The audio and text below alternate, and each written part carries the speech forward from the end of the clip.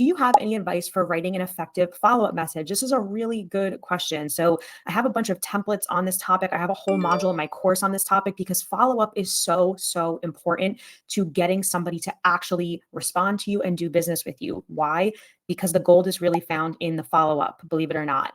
Now, our first instinct is to think that, hey, if they were interested and they really liked me, they would just respond to those initial message or two that I sent. If they're not responding, I should just drop it and keep moving. That's not the case. Our clients and prospects, because we're going after higher quality clients, they are busy and they have so many priorities, and these messages do fall to the wayside. I know that even from my end that happens. I also know that when I've made posts saying, hey, I'm looking for this, there's this bombardment of messages from so many freelancers. So there's so many different ways that your message can get lost in the shuffle. I know I told a story before about how one of my longstanding clients, who is a big name logo for my copywriting website, they actually ghosted after the first initial message back and forth on LinkedIn. And I tracked down their email and I kept messaging them, following up with them.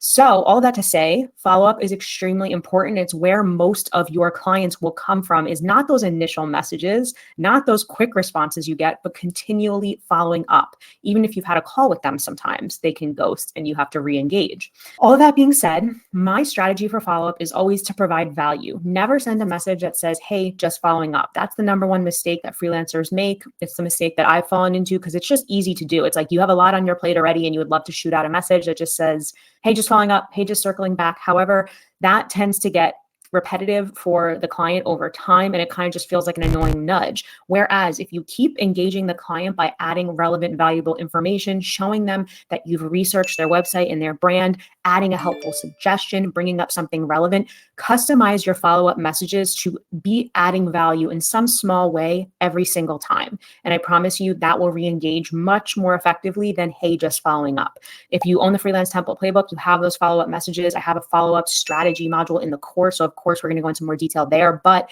for the purposes of this call, just keep that in mind. Hey, don't send a just following up message. Do not send those follow-ups. Send something that has additional value, additional context, and that moves the relationship forward, and you will re-engage them.